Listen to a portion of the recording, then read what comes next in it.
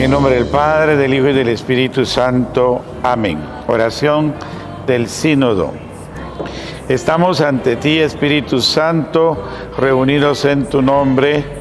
Tú que eres nuestro verdadero consejero, venga a nosotros, apóyanos, entra en nuestros corazones, enséñanos el camino, muéstranos cómo alcanzar la meta. Impide que perdamos el rumbo como personas débiles y pecadoras. No permitas que la ignorancia nos lleve por falsos caminos. Concédenos el don del discernimiento para que no dejemos que nuestras acciones se guíen por perjuicios y falsas consideraciones. Condúcenos a la unidad en ti, para que no nos desviemos del camino de la verdad y la justicia, sino que en nuestro peregrinaje terrenal nos esforcemos por alcanzar la vida eterna. Esto te lo pedimos a ti que obras en todo tiempo y lugar, en comunión con el Padre y el Hijo, por los siglos de los siglos. Amén. En el nombre del Padre, del Hijo y del Espíritu Santo. Amén.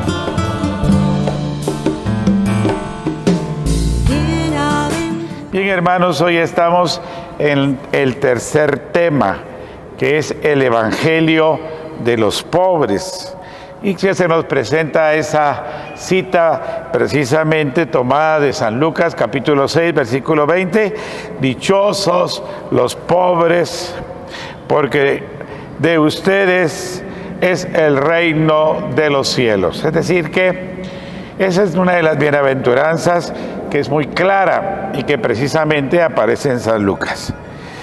Pues recuérdense que antes ya profundizamos un poquito sobre el misterio de Jesús y descubrimos la línea profética que se sitúa teniendo a los pobres como proyecto evangelizador. Ahora profundizaremos un poquito sobre este aspecto que tiene para los pobres como una opción preferencial. Entonces, el objetivo de este tema es presentar, según San Lucas, a los pobres como los preferidos del Señor y a la vez realizar desde el camino sinodal que estamos preparándonos para ello, la opción preferencial por los pobres. Es decir, que cuando estamos hablando de los pobres, vamos a ir tocando algunas citas que seguramente ustedes ya han leído en su folleto y que de alguna forma, pues yo asumo que van a comprenderme porque no voy a leerlas, sino voy a comentar algunos aspectos de esas lecturas. La primera que voy a comentar es precisamente San Lucas capítulo 4, versículo 16 al 20, que fue precisamente la misma lectura que hace 8 días nosotros reflexionábamos en el segundo capítulo y que presenta el programa de vida que iba a asumir Jesús y que lo tomaba de los profetas, que lo asume en su persona y que nos lo proyecta para que nosotros lo vivamos también en la iglesia y ahora en nuestro proceso sinodal. Así que creo que es muy importante recordarlo. Recuerdan ustedes que él se paró en la sinagoga, tomó el libro, decimos libro, pero el rollo, ¿no?, del profeta Isaías, y entonces leyó ese párrafo: el Espíritu del Señor está sobre mí porque me ha ungido y me ha enviado a anunciar la buena noticia a los pobres. Entonces, muy claro, ¿no? Es el primer, diría, y recuerdo que se los decía hace 8 días, el anuncio claro y definido como para trabajar y optar por los pobres.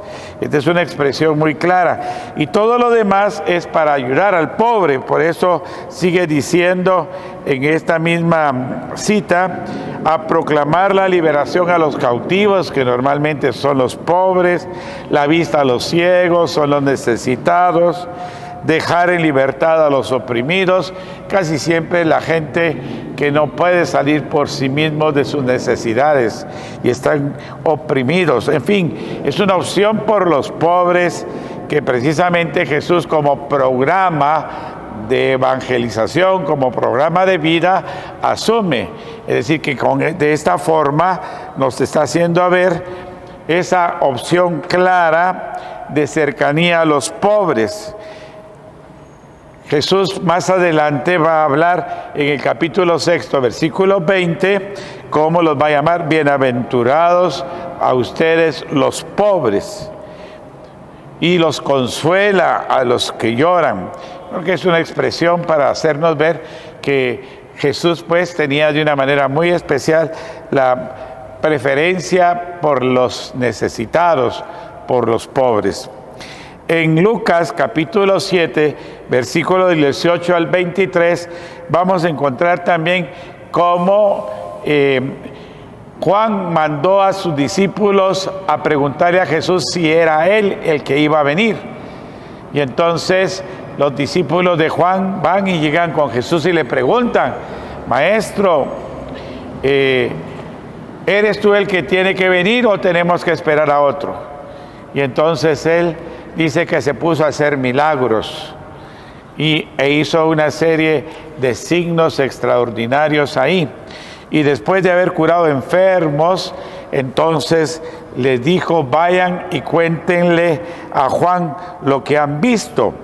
Y entonces van precisamente los discípulos de Juan a decirle que precisamente les había dicho: los ciegos ven, los cojos andan, los leprosos quedan limpios, los sordos oyen, los muertos resucitan, y se anuncia a los pobres la buena nueva del Señor. Es decir, que ellos van a decir lo que han visto, y es lo que van a decirle a Juan, y era como para decirles: ciertamente Él es el que tenía que venir, Él es el Mesías. Estos pasajes pues muestran la imagen del Mesías, caracterizada por una marcada responsabilidad social que tenía Jesús por los pobres. El aspecto que aparece en San Lucas capítulo 6, versículo 20, nos habla también en tono concreto, cuando habla de las bienaventuranzas. Precisamente los dice: dichosos los que tienen hambre ahora, porque serán saciados.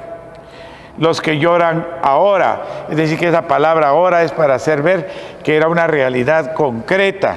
Jesús la ve en ese momento existencial. Es decir, que tiene presente la situación de los pobres, y precisamente por eso lo menciona de esta manera. Las bienaventuranzas de San Lucas proclaman el modo de obrar de Dios, que se pone incondicionalmente del lado de los pobres y de los necesitados. En el aspecto de los pobres vamos a encontrar pues otras citas de historias conmovedoras que nos presenta precisamente también San Lucas. Una de ellas es el pobre, Lázaro y el rico, y donde se contrasta la problemática de insensibilidad del rico, que banqueteaba y tenía a la puerta de su casa al pobre Lázaro con llagas y necesidades, y él indiferente, insensible a sus necesidades. Y nos cuenta esta parábola que murió precisamente el rico y también murió Lázaro. Y el rico se fue al infierno y Lázaro al lugar de los justos. Y dice que cuando estaba el otro en el infierno, entonces vio en el cielo a Lázaro y le dijo a Moisés: dile a Lázaro que por lo menos me traiga una gotita de agua. Y él le dice: mira, tú antes tuviste bienes y Lázaro males, ahora él tiene los bienes y tú, pues por lo que has hecho, tienes males. Y entonces dice, bueno, entonces mándame a decírselo a mis hermanos. Y él dice, ahí tienes a Moisés y a los profetas. Si no hacen caso de una resurrección de los muertos, no harán caso de nadie. ¿Y esto qué quería decir? Que la insensibilidad de los ricos es tan grande que difícilmente, dijo en otro momento Jesús, una persona que confía en las riquezas no entrará en el reino de Dios. Nadie puede creer o amar a Dios y al dinero, porque a uno ama y a otro engaña. Así que yo creo que es interesante ver esta reflexión o parábola que nosotros presentamos, pues que es una llamada a poner la mirada en el pobre y no ser indiferentes ante los sufrimientos de los pobres. Otro hecho que nos cuenta también de los hechos de los apóstoles es el de Tabita y Cornelio. Recuerden ustedes que Tabita pues era una mujer buena que ayudaba a su comunidad y murió. Y entonces fueron a buscar a Pedro para que viniera a orar por ella. Y le contaron, ella era una mujer buena que ayudaba a las personas pobres y necesitadas. Si puedes hacer algo, hazlo. Y entonces Pedro oró, se arrodilló y le pidió a Dios por Tabita y resucitó. Esto es una experiencia como para hacernos ver que los necesitados, que el ayudar a los pobres y a los necesitados es una buena acción y que esto lo toma de una manera muy especial Dios para concederle a Tabita volver a adquirir la vida, resucitar, poder regresar a su familia. Y también tenemos la de Cornelio, que era un hombre que no era judío. Sin embargo, en Cesarea vivía él y que nos cuenta que este hombre, que era un capitán, era bueno, que practicaba caridades con la gente y los necesitados. Y un día, él estando en oración, vio la visión de un ángel que se le apareció y que precisamente le dijo que le iba a mandar a alguien, que fuera a buscar a alguien, y lo mandó a buscar a Pedro para que llegara con él y le bautizara. Y entonces Cornelio se quedó un poco confuso, pero a la vez Pedro tuvo también una visión que bajaba del cielo una tienda llena de todos los animales y cuadrúpedos que existen, y que apareció ahí, y de repente él, viendo toda esta clase de animales, le dice: toma y come. Y él dijo: yo no voy a comer nada impuro. Y dice que Dios le dijo: no llames puro lo que Dios ha creado. Y esto le pasó por 3 veces, dice la visión de esa tienda que bajaba, se le aparecía y luego después desaparecía. Y él por 3 veces se preguntó, bueno, ¿qué significaba? Y pensando en esto es cuando llegan a decirle: allá hay una persona que viene buscándote, enviado por un tal Cornelio. Y entonces él oyó que le decía el Señor: baja, que esta persona es con la que yo quiero que vayas. Entonces él dice que bajó y se fue a Cesarea, donde estaba Cornelio, y empezó a predicarle a Cornelio y a todos los que estaban trabajando y la familia de Cornelio. Y cuando estaba allá con aquella comunidad, entonces de repente dice que bajó el Espíritu Santo sobre Cornelio y todos los que estaban ahí. Y esto nos lo cuenta la palabra de Dios para decirnos que todo esto lo estaba haciendo el Señor porque Cornelio era generoso, caritativo, especialmente con los pobres, ¿verdad? Y a raíz de esto empezó, pues, Pedro, al darse cuenta que había bajado el Espíritu Santo sobre esta comunidad y que empezaron a hablar en lenguas, así nos lo cuenta, entonces dice: ¿cómo voy a impedir yo que esta gente reciba el Espíritu Santo o sea bautizada? Y entonces se acercó y los bautizó. Y de esta manera se abre una puerta para que los que no eran judíos pudieran participar también del bautismo. Esta es una inspiración que Dios le concedió a Pedro. Pero creo que es muy bonita porque está íntimamente reunida, especialmente por ese gesto de caridad, de solidaridad y sensibilidad social que tenía Cornelio. En fin, son ejemplos que nos presenta la palabra de Dios para hacernos ver, pues, San Lucas como la realidad de ayudar a los necesitados es algo muy importante.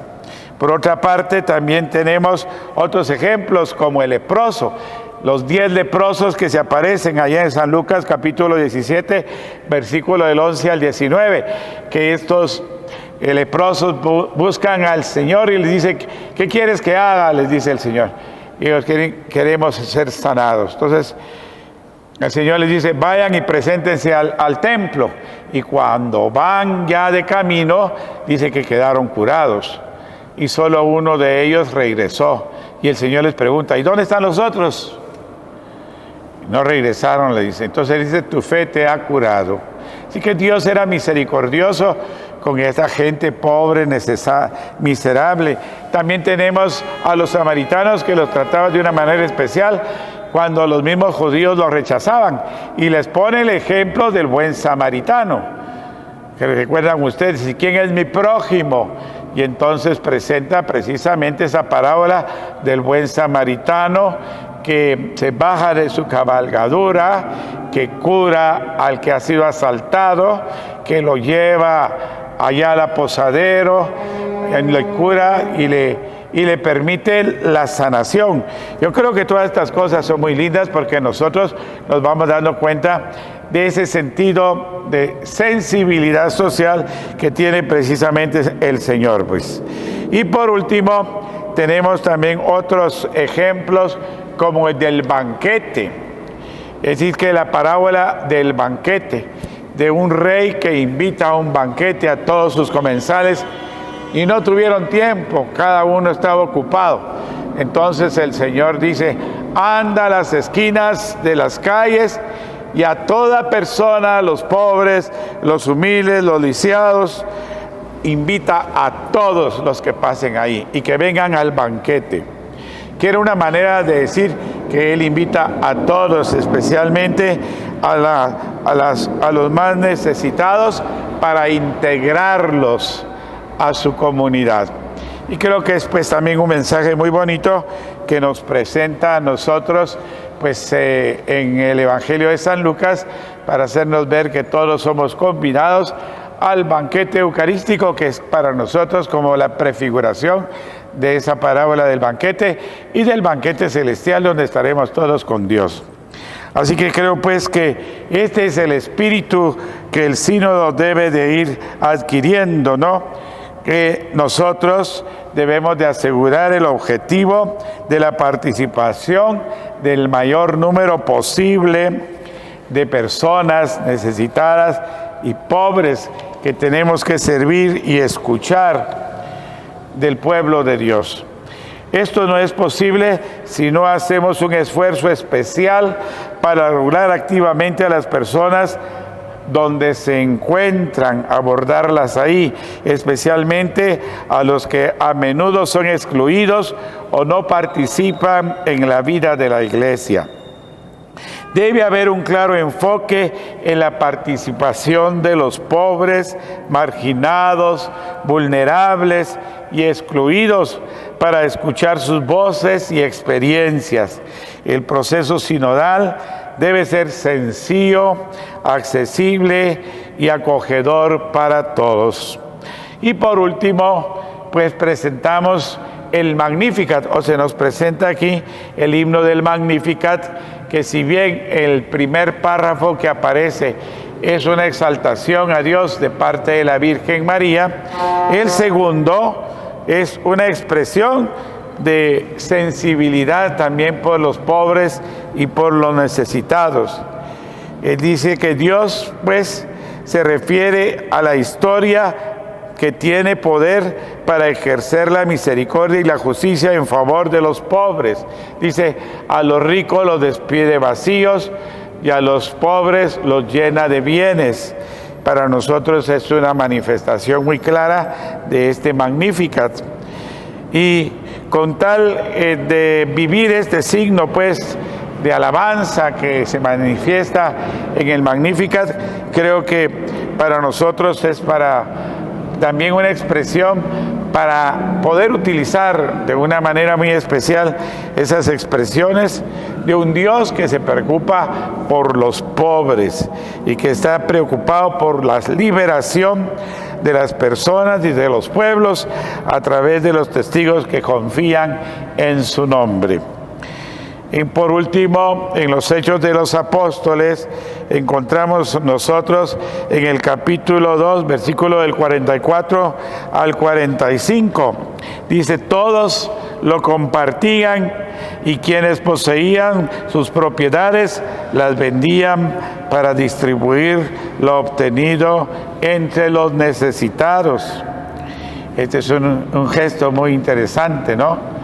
Todo lo que tenían lo vendían y luego compartían lo que recibían entre los pobres y necesitados. Así que me parece que esto es muy importante para nosotros.